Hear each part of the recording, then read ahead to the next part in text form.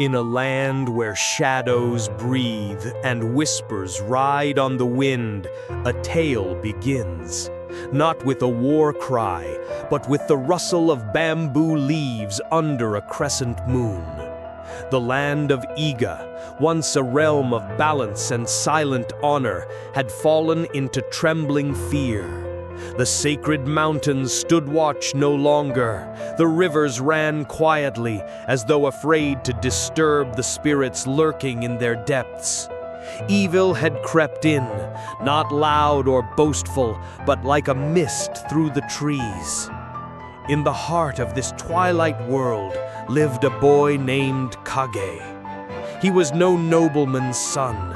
Raised by monks and molded in the discipline of shadows, he was forged in silence, tempered by loss. The way of the ninja was not one of glory, but of burden, and Kage bore his without complaint. But even the silent cannot ignore a scream. One night, as the full moon bled red over the treetops, the peaceful shrine of Princess Kiri was attacked. The ground shook as warriors of the dark clan Yoshiro descended in torrents of black cloth and crimson flame. They moved like smoke, striking fast, leaving only ruin. And in the chaos, Kiri was taken. The monks fell, the shrine burned, and Kage, arriving too late, stood beneath the ash-choked sky, his fists clenched not in anger, but in stillness. There was no need for vows, no declaration of vengeance. His path had already been carved. He would follow the shadows and bring her. The forest was breathing, not with life, but with something older, quieter, watching from between the trees. It was not the wind that rustled the bamboo stalks, nor the chirp of crickets that echoed in the darkness. No, this was something deeper, a presence, a warning. Kage moved silently among the trunks, his sandals brushing over moss and dry leaves. His short crimson cloak caught in the breeze, a red whisper among a sea of green.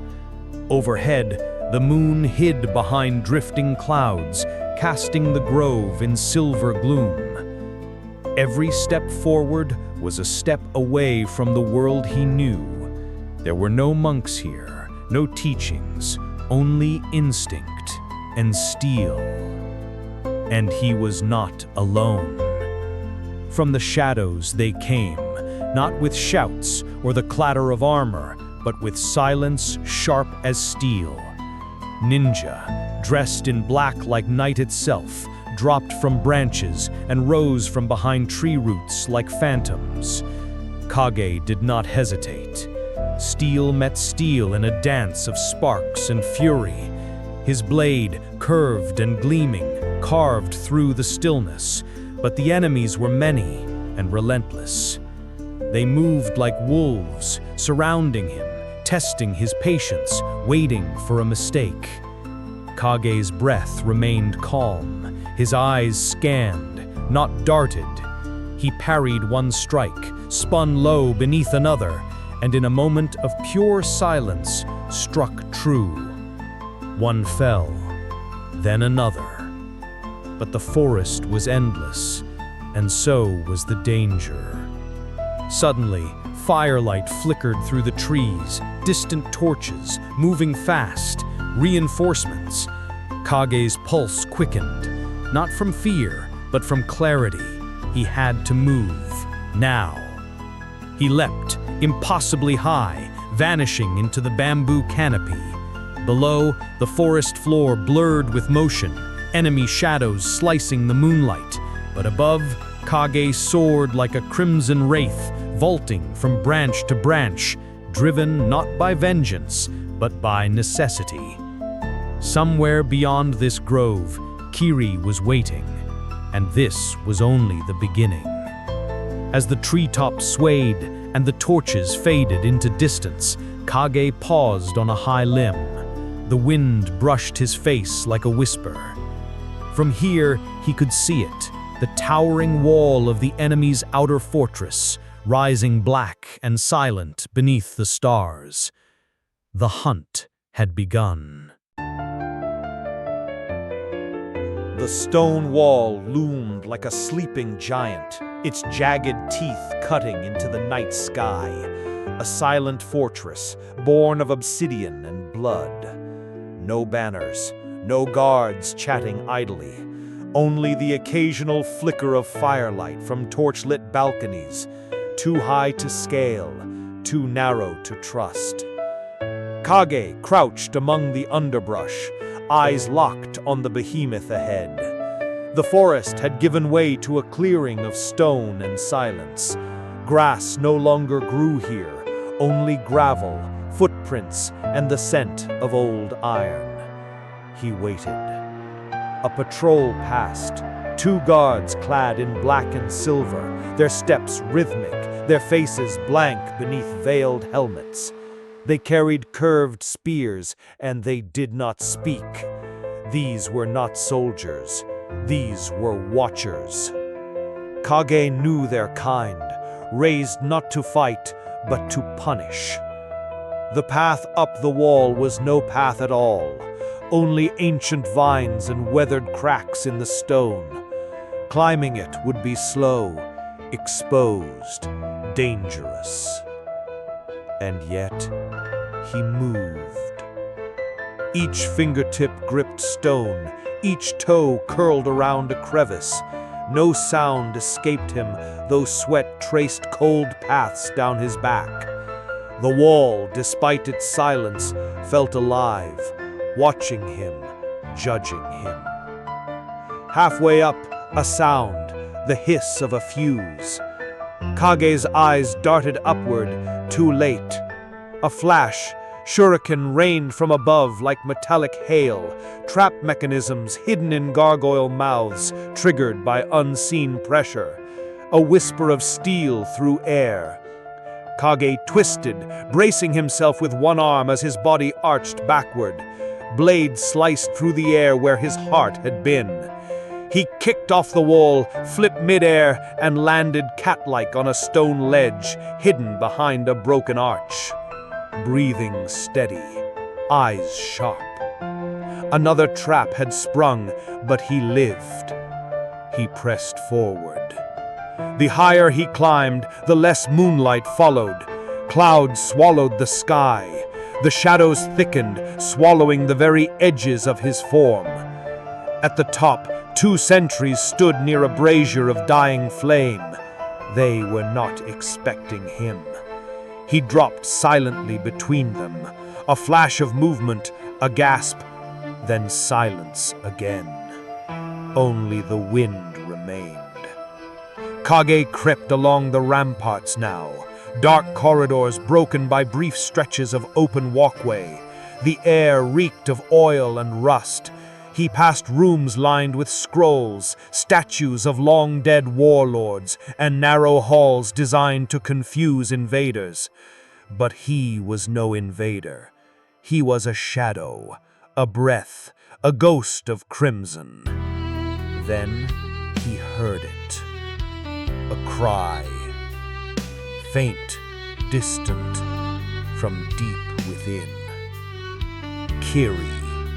It came from below, beneath the wall, beyond stone, deeper than the fortress let on. Kage's eyes narrowed. He had scaled the wall to enter. Now he must descend into the unknown. Without hesitation, he slipped through a hidden hatch in the floor, into the spiral staircase, cloaked in darkness. The wall had tried to stop him. It had failed. Darkness had a voice. It whispered in the stone, echoed in the walls, and curled around the edges of Kage's thoughts like smoke. The spiral stair behind him had vanished into pitch. Ahead, a narrow corridor opened into something vast and pulsing, a cavern carved by neither nature nor time, but by ritual. The walls glistened with condensation. Symbols etched in crimson ink pulsed faintly, breathing in rhythm with something unseen. Hanging lanterns swayed though there was no wind, their orange glow flickering like trapped fireflies. The air was damp, yet scorched. Kage's footsteps made no sound. Even silence had been swallowed here. This was not a place meant to be seen. He moved with caution, his hand resting lightly on the hilt of his blade, eyes adjusting to the surreal dimness. The cavern floor was uneven, marked with old footsteps, some human, some not. Then a crackle. A flicker of flame burst forth ahead, hovering midair. A single orb of fire, spinning slowly like an eye opening to the world. It blinked, and the world burned. From behind a jagged column stepped a figure cloaked in soot and shadow. His robes shimmered red and gold, embroidered with the sigils of forgotten gods. His face was hidden behind a bronze mask, shaped like a snarling fox, mouth agape in eternal scream. The fire sorcerer of Yoshiro.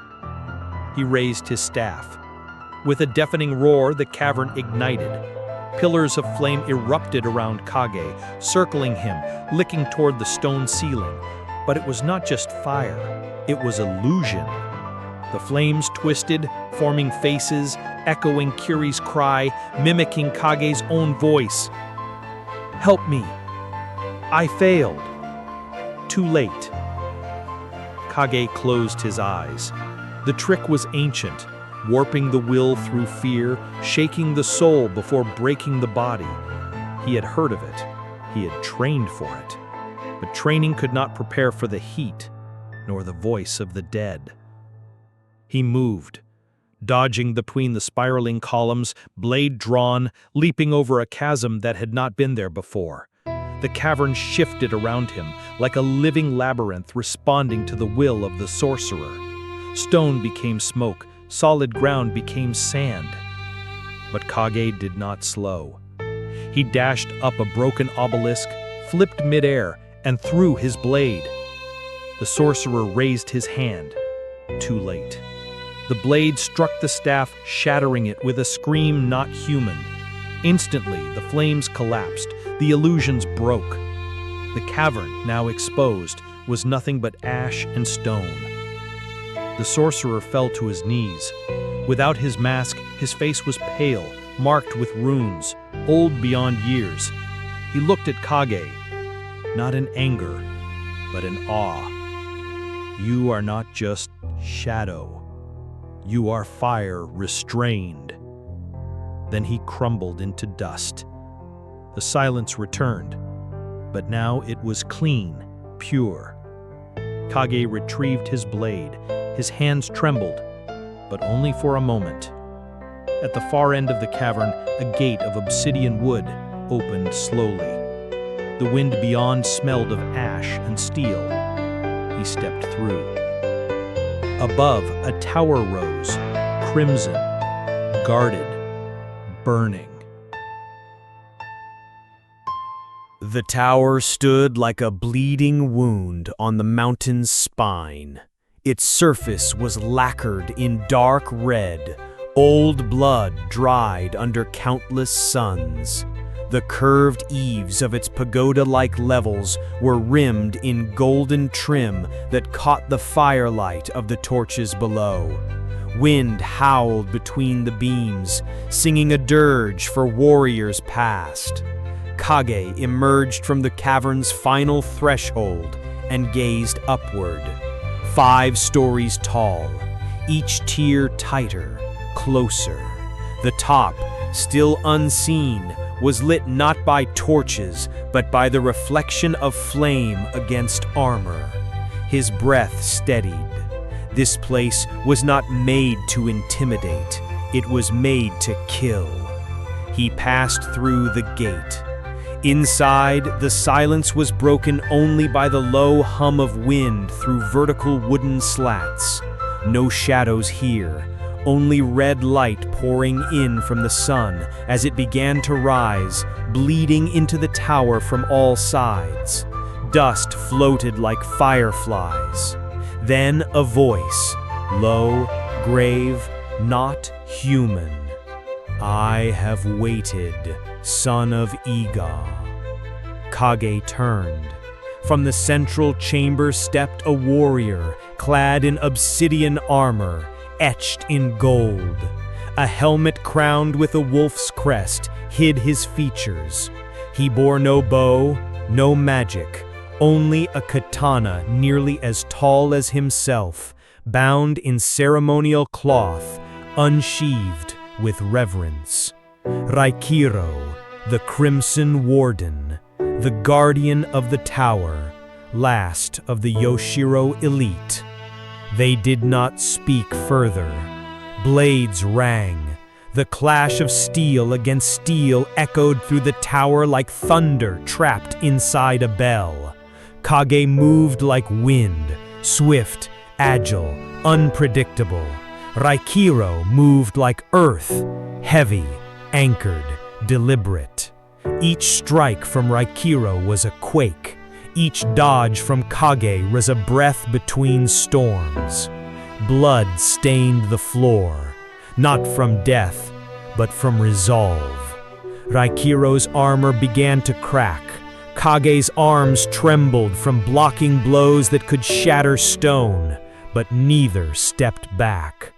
Raikiro growled through his helm, "You are not the first, but you may be the last." Kage did not respond. Instead, he ducked low, sweeping beneath Raikiro's guard, slashing with a twist of the wrist, drawing sparks from metal and flesh. The warden staggered, fell to one knee, his sword dropped, but still he lifted his head, no fear. Kage stepped forward. He placed a hand on the hilt of his blade, but did not strike. Raikiro looked up at him, and then, with a sigh that sounded like distant thunder, he bowed. The silence returned. Outside, a bell tolled, slow, mourning. Raikiro collapsed like a falling statue, sword across his lap, armor cracking as if time had finally caught up with him. Kage ascended. Each level above was abandoned. Empty rooms, hanging scrolls, wind passing through broken paper walls. At the top, a door. Black wood, gold seal, dragon emblem. He placed his hand on it. Beyond, she waited. The door opened with a whisper. No creak, no resistance. As though the room beyond had been waiting, holding its breath for years. Kage stepped into the chamber. Not a throne room, but a prison. The walls were draped in dark silk. Candles floated mid-air, untouched by wind or wax. And in the center, surrounded by a barrier of shimmering runes, knelt Kitty. Her hands were bound by light. Her eyes were closed. She did not stir. Beyond her, in the shadows, a shape. Not man, not beast. It emerged slowly, as though pulling itself together from mist and memory. A cloak of tattered shadow, fastened by a single bone clasp. A face half covered by a war mask, black as coal. Eyes glowing violet like a dying star. The master of Yoshiro. He did not speak, but Kage felt him, in his bones, in his blood. This was not just a man. This was the one who gave orders to the assassins in the grove, who bound the fire sorcerer in the cavern, who forged Raikiro's vow. The architect of silence. The duel began, wordless. Steel met darkness. Kage lunged, slashed, leapt, but the master did not block. He dissolved, reappeared, a breath behind Kage's shoulder, striking with a fan of blackened knives. Kage spun, countered, but hit only smoke. This was no ordinary fight. This was against a man who had learned to master shadow itself. Kage bled. Small cuts, deep ones, on his arm, his thigh, his cheek. But he did not falter. Instead, he changed. His movements grew stiller, more silent, more invisible. He matched the master's rhythm, then broke it, with a feint, a twist, and then a strike to the heart. But the blade passed through.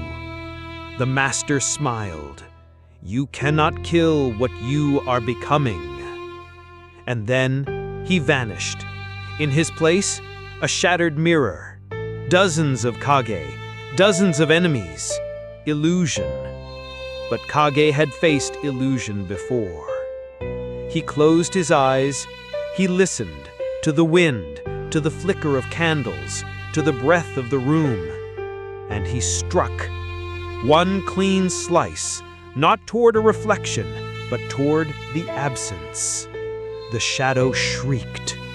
Light cracked through the ceiling like dawn-shattering glass. The spell was broken. The runes vanished. Kitty gasped. Her eyes opened. The darkness tried to rebuild itself. One final form, one last gasp.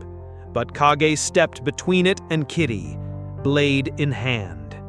And this time, he did not miss. The master fell. No scream, no final curse, only silence. Real silence. The chamber brightened. The silk walls fluttered as wind returned. Kitty stood, her knees trembling, and looked at Kage. She said only one word, "You." But he shook his head. No, we. Outside, the sun was rising. The crimson tower burned behind them, crumbling slowly into the earth as if history itself refused to carry its weight any longer. Kage carried Kitty down the mountainside, through the grove now bathed in golden light. The wind smelled of bamboo and spring. But as they reached the shrine gates, Kage paused. In the shadows beneath the trees, something moved. Not an enemy, a shape, like his own, watching, waiting. He looked at Kitty.